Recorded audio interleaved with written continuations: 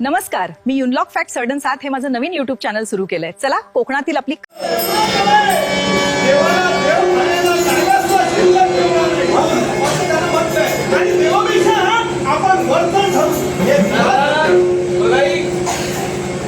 कृष्णाचं प्रतिरूप घेऊन जर तो या विश्वात वावरत असेल, मला जर माझ्या सद्भक्तांना असा नायक त्रास देत असेल, तर हे जगाचं परब्रह्माचं घरघर प्रतिज्ञा करता येईल.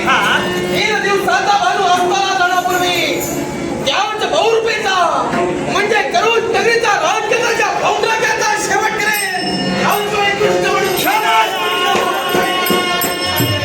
याच वेळी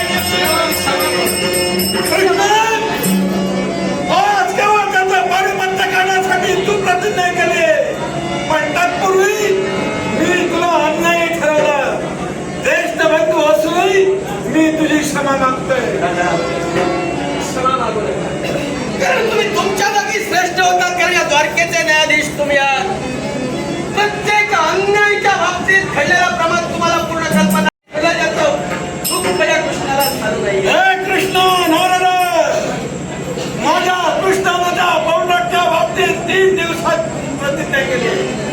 3ऱ्या दिवसाचा भानू असताना जाण्याबद्दल त्याचा सर्वांना लक्षात ठेवा. हा दंगाली तो 3रा दिवस पूजा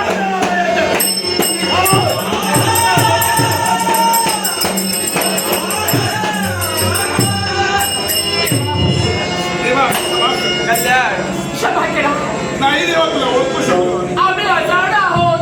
खरं काय खोटं काय याचं ज्ञान आम्हाला नाही रे देवा. आम्ही फसलो. जिथं माझं रूप घेऊन तुम्हाला फसविण्यात आलं नव्हे.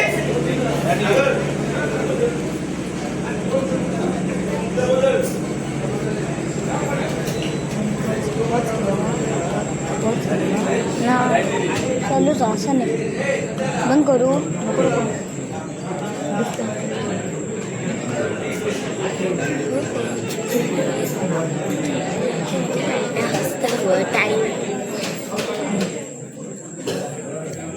विक्की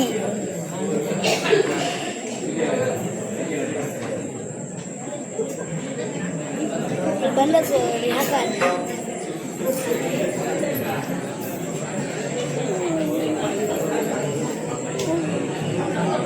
बंद करू रे साई.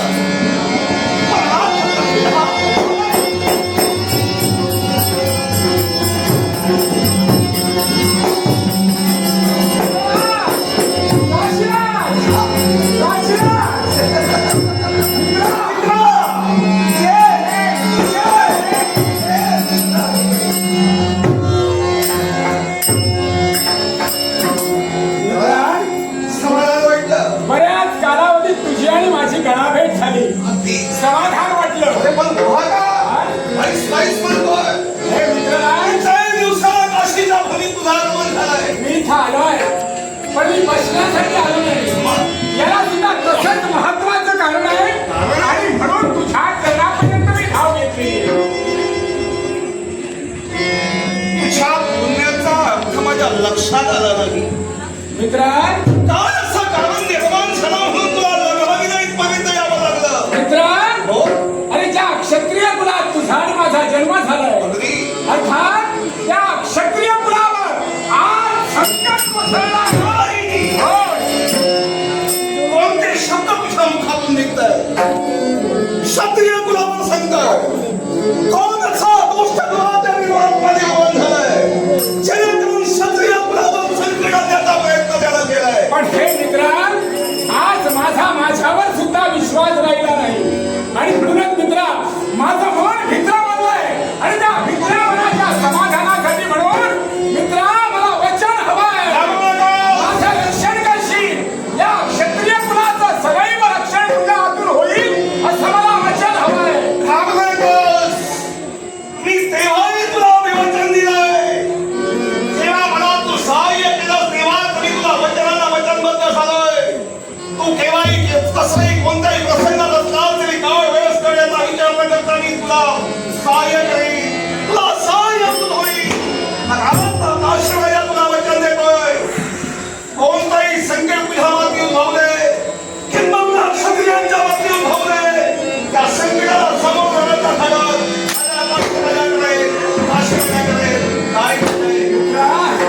खरोखरच समाधान. अरे मित्र असावं तर तुझ्यासारखा. हे मित्रराज, क्षत्रिय कुशकुलात तुझा जन्म झालाय, अर्थात या विश्वात तुझ्या पराक्रमामुळे काही अशक्य नाही याची मला जाण आहे आणि म्हणूनच मी तुझ्या घेतलाय. मग मित्रा ऐक, या कानाचं त्या कानाला जाता उपयोगाचं नाही. हो मित्रा, मी जी गोष्ट तुला सांगतोय ही गोष्ट फक्त तुझ्या पुरतीच मर्यादित असावी आणि म्हणून ऐक.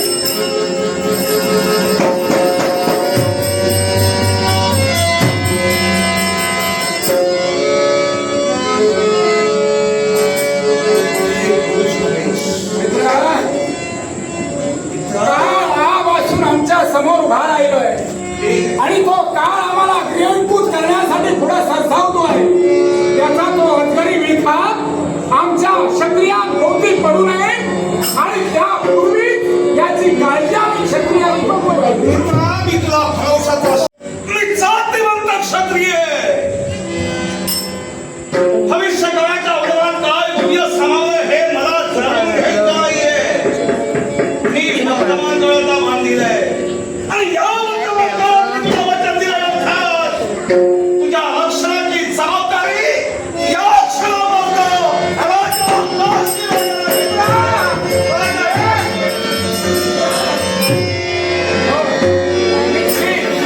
समाधान पावलो, समाधानी झालो. नाटेसरो प्राजक्त तेली मित्रा निघालाय. चक्रांना सैन्य जमा करा आणि जो काळ आम्हाला वाचण्यासाठी येतोय त्या काळाला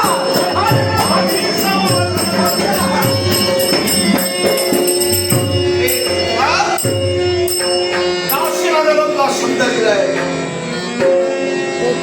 मी जाणतोय परमेश्वरी शक्ती का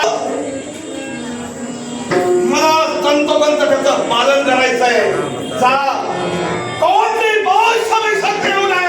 नयनी तुझी सुरेख आशय काजला. नयनी तुझी सुरेख आशय काजला. तुलती हृदयात सोने ही तांडवे फुलांचे. वरती झुळून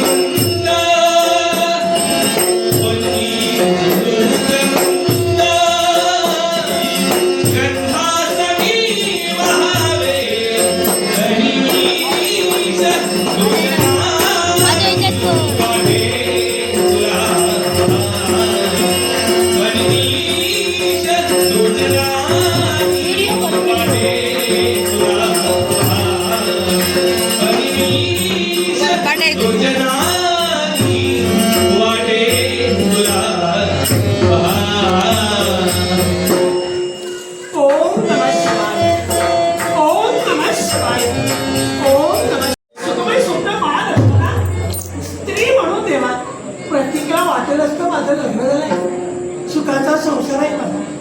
राज वैभव मला प्राप्त झालंय. माझा धनी माझा राजा आहे. मग या राज्याच्या ठिकाणी या सुखाच्या संसारात देवा जसं झाडावर फुल फुलावं, त्या झाडावर जर फुल असेल तर जाणारा येणारा माणूस नाही. त्या झाडाकडे निर्गुणही पाळणार नाही. मग स्त्रीच्या माझ्यावर जर मुलं असेल तर त्या स्त्रीजोडाला आहे का?